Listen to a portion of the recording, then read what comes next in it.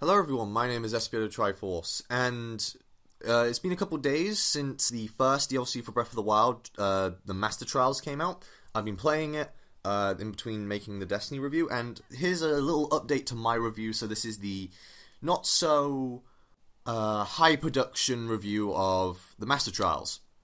It's good. It's better than I expected, honestly, because, when the first picture of the expansion pass came out, I was like, alright, Cave of Trials, and some armor sets and hard mode. It doesn't sound as invigorating as what we're going to get for DLC 2, which we now know as the Champion's Ballad, which is story mode content. And I was wrong. I wasn't, it's not the most deep and illustrious, but it is actually everything I wanted out of the Cave of Trials in Breath of the Wild. Like I said in my review, I wish there were more trials. I wish there were more shrines. Trials of the Sword is everything I wanted, but I'll get back to that. Let's start off with the smallest introduction, which is Hero's Path. Hero's Path is basically I don't have any gameplay of it, but Hero's Path is basically it retroactively saves your 200 hours, the last 200 hours of your gameplay. So if you've played over 200 hours of Breath of the Wild already, you won't be seeing your whole adventure. But if you haven't played 200 hours, I've played 115 hours, you will see your whole adventure where you've gone exactly where you've gone everywhere in Hyrule. It's really cool to look at. I've got a picture of it up on my Twitter if you want to go see it. I'll probably just get that down on Twitter to show you guys. But it is such a cool little view. It's, not the biggest thing. It can help you if you're looking for, maybe if you're, 892 Koroks, and you're like, okay, where have I gone? Where could, these last 8 Koroks be? It could be useful for that. It's a nice little feature. It is a small feature. After that is the armor sets. We got 2 full armor sets in the form of the Phantom Armor from Spirit Tracks and the Tingle suit, so you can look like iDubbbz. We got the Midna helmet from Twilight Princess, we got Majora's Mask, and we got the Korok mask, which is not part of the 8 pieces of gear. They just call it a separate part, but, it's still a mask. Honestly, I'm a bit underwhelmed by most of their attributes. Now, they're fine attributes. They work absolutely fine. It's not like they're just cosmetic. They actually add stuff to the game. But I feel like they should have been a little bit more specialized, which could have been, it would have, given a bit more flavor and maybe made what I'm about to talk about next a little bit easier. Like, you could have Majora's Mask maybe, lower tier Bokoblins and Stalfos, they fight for you. They see you oh shit, that's Majora. That's Majora. And, they fight for you until they die. Midna's armor maybe allows you to, tame wolves, but basically the Majora's Mask, but instead of mobs, it's wolves. Tingle's outfit maybe gives you a Revali scale, you jump and then you jump again, it gives you a balloon, and then you can pop, and then it pops after a while, kind of like an octoballoon, a free octoballoon anytime you need it. The Phantom Armor maybe just allows you to avoid damage for one hit. I haven't played Spirit Tracks on the DS, so I don't really know much about the Phantom Armor. I know that Zelda's soul inhabits it because she was separated from her body in Spirit Tracks. But something different. The Korok mask is absolutely fine. That is there for the people who want to get all 900 Koroks. I'm eventually going to do it now I have the Korok's mask. I feel sorry for Gerard the Completionist, because, he did that legit. But, the armor sets, they're nice little additions. They're going to be useful for, hard mode and stuff like that. And speaking of that, hard mode is very difficult. When they were just oh, it's just going to raise the enemy level by 1, you don't really understand how much that changes the game. The first enemy in Breath of the Wild is no longer a red Bokoblin, it's a blue one, and every enemy now regains health. You would think it wouldn't be that much of a change, but it is. I've got a playthrough of hard mode, I've been playing through a bit of hard mode, and I got off the Great Plateau. I died 7 or 8 times. You can't just go willy-nilly with weapons. A tree bench will not kill a Bokoblin now. Hard mode is tough. Hard mode is actually tough. It's probably a better idea to try and avoid enemies until you've got the first couple shrines done. I'm not even joking. It feels like you need to avoid combat until you get those 4 shrines done. And then, once you've got that extra heart, or extra stamina bit, then go after the weapons, then go after armor, and stuff like that. I'm being serious here. Hard mode actually changes the game a lot. And yeah, it's something there for if you feel like Breath of the Wild got too easy too quick. Though I do see a problem with hard mode, maybe it gets a little bit too sloggy. Like you just start going for like 10 weapons per enemy when they start leveling up. But hopefully they took that into account because I haven't played far enough. But, you know, at the start, hard mode is just a much rawer, harder experience in Breath of the Wild. And that finally brings us to Trials of the Sword. When I played Twilight Princess HD with, with the Wolf Link amiibo and the Cave of Shadows, I was underwhelmed, to say the least. I was like, okay, this is a fun distraction, but it's not anything special. When I saw the ads for the expansion pass, I was like, okay, so it's just kind of going to be like that. Okay, whatever, that'll be, a nice little addition. I'm more interested in hard mode. I was wrong. This, like I said, this is everything I wanted. I wanted more shrines, I wanted more trials, and basically this is 45 levels of 45 extra shrines. And your reward is actually worth it. You get a full upgrade to the Master Sword. You know how in the game the Master Sword goes up from 30 to 60 damage and doubles its durability when you fight near Guardians and in and around Hyrule Castle? Once you've finished all 3 levels of Cave of Trials, all 45 floors of Cave of Trials of the Sword, sorry, you get a Power 60 Master Sword, and that is a great reward. It is absolutely amazing, and, well, I love it. I absolutely love it. There is a bit of a problem with enemy damage. Sometimes it feels like enemies just kind of start doing extra damage to you out of nowhere. An example I don't have on video, but I'll say anyway.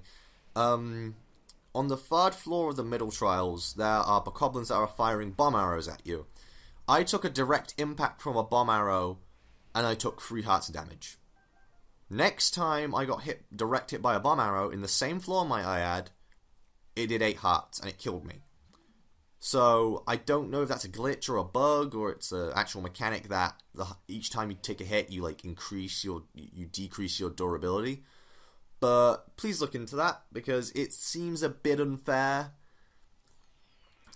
I do like how the Cave of Trials, though, they're not just full frontal combat. Like, you will... So, yeah, again, going back into the middle trials, there's a floor where you just have to take out a decapitated guardian. There's just a guardian turret, basically just a guardian just sitting there, he's firing lasers at you. There's no cover, and so you have to figure out a way to defeat him. I like that the puzzle isn't the puzzle isn't, use magnesis to... That's my dog, by the way. She's behind me. God damn it. The puzzle isn't, use your runes to get across to this thing and then you're done. The puzzle is, how do I get close to the Guardian? How do I, disable this Guardian? I like that they're adding more puzzle elements into combat. So, yeah, that's another bonus. And like I said, it's set into 3 layers. You have first trials, middle trials, final trials. There's about 15 levels in each or so, or altogether about 10-ish. It's like every 5 floors. I haven't really been taking count, but it's like you have 5 floors, then you have a respite floor. 5 floors, then you have a respite floor. The first trials has 10 trials in it. Second has 2 respites, so it's 15. And the third one has 3 respites, so you have 4. So it's like, you have the rest there. I'm probably just speaking gibberish right now. I'm kind of dead right now. But I really like how it's set up. I like the combat. I like the trials, and basically, it's not all not all trials in that one layer are all the same. So, for example, in final trials, You start off where it's raining and thunder and lightning, so you can't use metallic weapons, the more powerful weapons. You got to use wooden weapons and wooden bows. In the second set, it's like Death Mountain. So wooden weapons burn, shields burn, bows burn, and so you have to use your metallic weapons. And then in the next part, you're in a tundra, so you have to use your heat-based weapons or just use heat things that allow you to have cold resistance. I like that. It's the same in Middle Trials. You start off in this basic, normal shrine-like aesthetic, and you're using your bow and arrow a lot. And then you go into a pitch black area. If you've done that shrine in the swamp where it's pitch black, which is behind the Lost Woods, that is exactly what it's like for like 5 levels. That is some really intense gameplay right there, actually. And then the final ones are basically tests of strength. And it's just great. It's absolutely great.